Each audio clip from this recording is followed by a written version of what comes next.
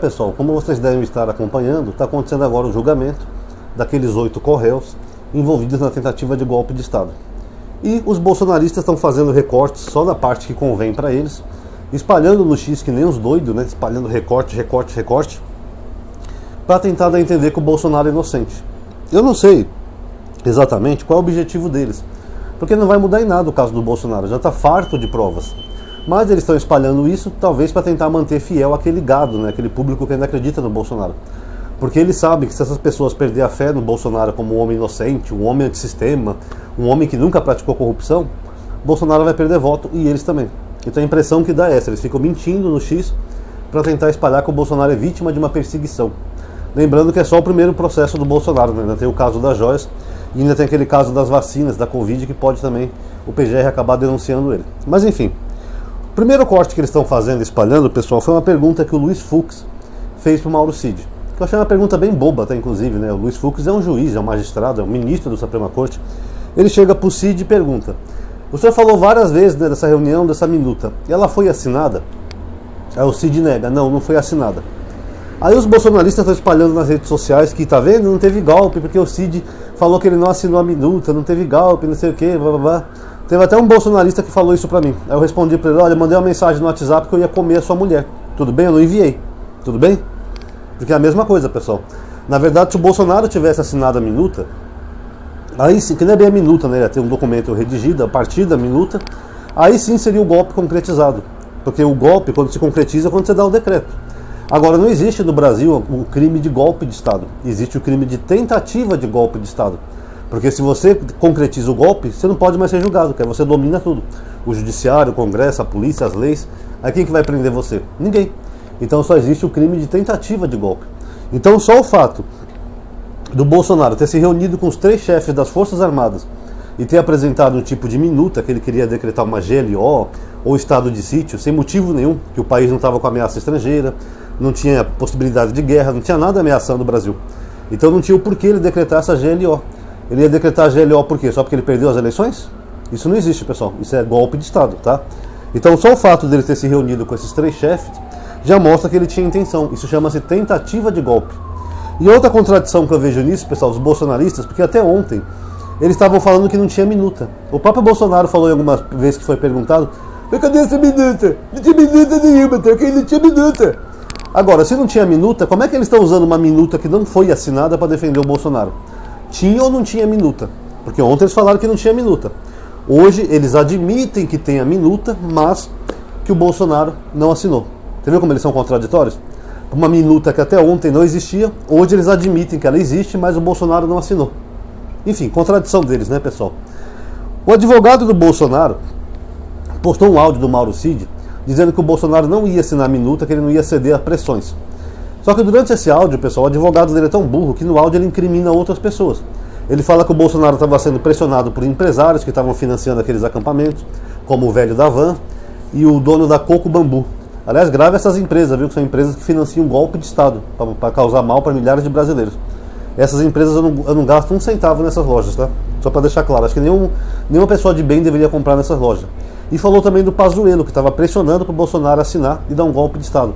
Até o Xandão fez uma brincadeira com ele bem-humorado, quando ele terminou de reproduzir o áudio. O Xandão falou assim: o senhor quer que eu inclua essas pessoas no inquérito? Aí o advogado riu: não, Xandão, não, eu só estou mostrando que o Bolsonaro não teve a intenção de assinar nada, ele estava sendo pressionado, mas não fez nada. O Xandão estava muito bem-humorado no julgamento, tá, pessoal? Teve o advogado do general Heleno que pediu para ele se podia adiar a próxima audição. A audição que fala? O julgamento, porque ia começar às 9 horas e era muito cedo para o general Heleno, que ele tinha que acordar cedo, pegar trânsito, ele já é um homem idoso. Aí o Xandão falou 9:02, ou seja, 2 minutos. Então o Xandão estava muito bem-humorado, mas o advogado do Bolsonaro, nessa defesa patética dele, ele prova assim que tinha toda uma trama golpista por trás, pessoas querendo que o presidente da República desse um golpe de Estado, incluindo o velho da van, que não vale nada, né? Você lembra lá do caso da mãe dele que faleceu? Depois que a mãe dele faleceu, ele ficou espalhando nas redes que se tivesse tomado o kit cloroquina, ela não teria morrido. Depois foi comprovado que ela tomou sim cloroquina. Além dele perder a própria mãe, ele ainda queria incentivar outras pessoas a perderem suas mães com aquela porcaria de cloroquina, que é cientificamente comprovado que não faz bem nenhum para quem tem coronavírus, tá? Esse é o perfil desse velho. Depois ficar fazendo um videozinho lá, travestido de periquito verde lá para bombar na internet. E por fim, pessoal, a questão das urnas. Tanto o Anderson Torres, que depois hoje, quanto o Almirante Garnier, que também depois hoje lá no STF, e o próprio Mauro Cid, os três confirmaram que não tinha fraude nas urnas. O que acontece? Os bolsonaristas estão espalhando uma outra narrativa em defesa do Bolsonaro. Eles estão dizendo o seguinte: o Bolsonaro só preparou aquilo, pessoal, caso fosse comprovado fraude nas urnas. Porque se fosse comprovado, ele ia saber que as eleições foram fraudadas e teria decretar um estado de sítio. Essa é a narrativa deles. Mas isso prova o quê, pessoal? Essa narrativa deles prova que o Bolsonaro não provou que tinha fraude nas urnas.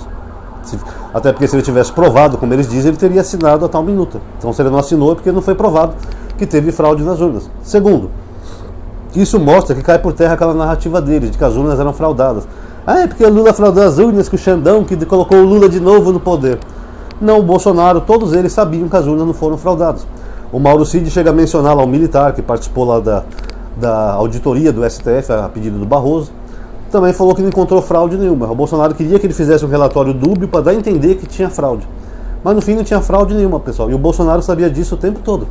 E um detalhe, aquelas pessoas que foram para Brasília, ou mesmo as que já estavam lá em frente aos quartéis, elas estavam lá porque acreditavam que as urnas foram fraudadas para dar vitória ao Lula. Como se fosse uma conspiração comunista para deixar o Lula no poder.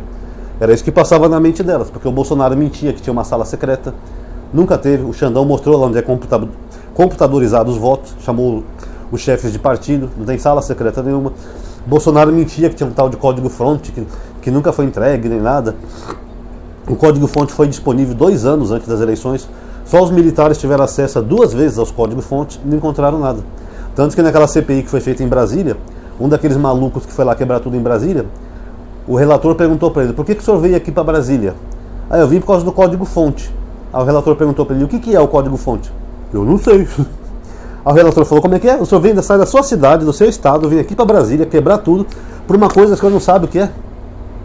Só para vocês verem o poder da mentira, né? Bolsonaro inventava uma mentira lá, a galera acreditava. Ah, código-fonte. Então, pessoal, isso mostra a canalice e a crueldade do Bolsonaro. Que ele deixou todas aquelas pessoas irem presas por uma mentira, sendo que ele sabia o tempo todo que as urnas não eram fraudadas. E um detalhe interessante, o Mauro Cid, que eu falei no outro vídeo, ele falou que o Bolsonaro queria manter aquelas pessoas na porta dos quartéis. A Polícia Federal apurou que aquelas faixas daquelas pessoas em Brasília saíram do próprio Palácio do Planalto. Eles que queriam aquelas pessoas lá. E o Bolsonaro, antes de ir para os Estados Unidos, ele falou para os golpistas: o meu destino está na mão de vocês. O destino das Forças Armadas depende de vocês. Dando a entender que eles tinham que fazer alguma ação para provocar as Forças Armadas. Então ele sempre sabia de tudo. Aí depois dele ficar mostrando foto do bucho dele costurado, a barriga aberta, ele chegou ao absurdo de mostrar a barriga dele toda aberta lá na sala de cirurgia. Olha que cara escroto e nojento. As pessoas têm empatia dele. Eu sou um doente, tem empatia de mim. E aquelas pessoas idosas que foram lá para Brasília, ele teve empatia de alguma delas?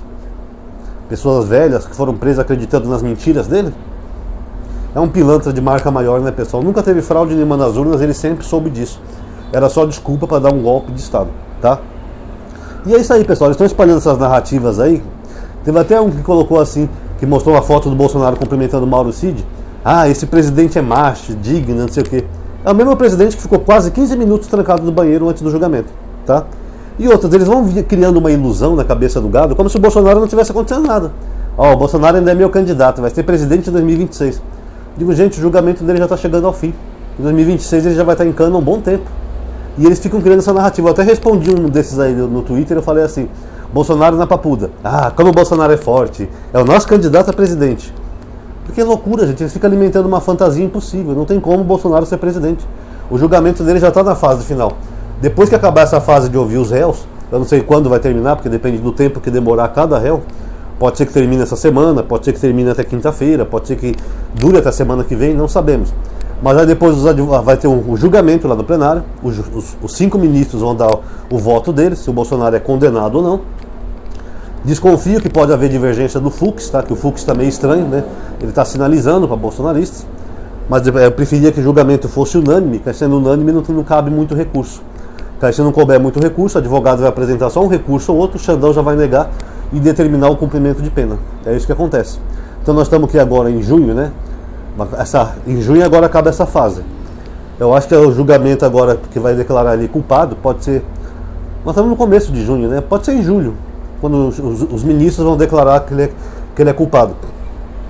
Aí vai ter o período lá para o advogado apresentar os poucos recursos que tem, eu diria que até o final de julho tem uma grande chance do Bolsonaro estar preso, que nem eu falei aqui no vídeo.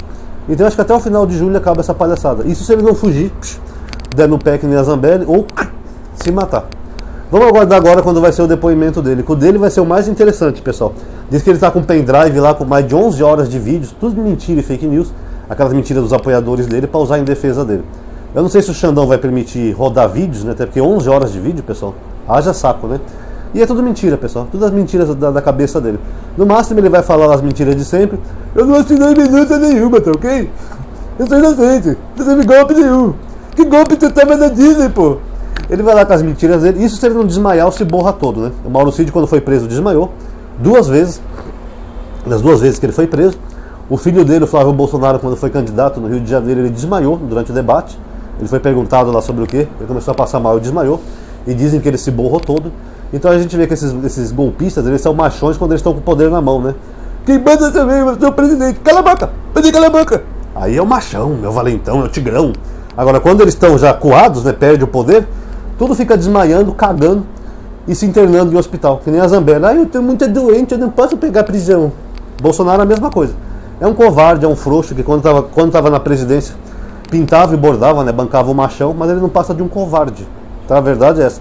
Duvido que ele vai ter coragem para enfrentar o Xandão. Até porque se vocês viram lá, ele atrás lá no depoimento, tem alguns momentos que dá pra ver, ele tá bem abatido já. Não sei se vocês repararam. Tá magro, pálido, bem abatido, porque isso deve estar pesando muito nele, ele deve estar sentindo muito. E eu acho bem feito, pessoal, que ele pague por todo o mal que esse bosta fez aqui no Brasil. Vamos aguardar agora o julgamento dele, tá bom? Pessoal, não sei se vocês sabem, agora eu tenho 2 listas de transmissão, tá? São listas de aviso, no WhatsApp e no Telegram. Porque o YouTube tá meio bugado, o YouTube não avisa todos os inscritos quando a gente faz um vídeo novo. Mesmo quem ativa o sininho não é suficiente, então eu criei essas listas de aviso. Para cada vez que eu faço um vídeo, eu coloco lá, as pessoas são avisadas que eu fiz um vídeo novo. Quem quiser participar, é só teclar o link na descrição do vídeo, tá? Se você gosta do canal e quer sempre saber quando eu faço um vídeo novo, entre nessas listas. Você não é obrigado a ver todos os vídeos, mas pelo menos você sabe que eu enviei e você pode ver os temas que mais te interessam, tá bom? Pessoal, muito obrigado a todos aí que assistiram, dê um like no vídeo, compartilha, comenta, que isso aí vai ajudar bastante o canal, tá bom? Até a próxima!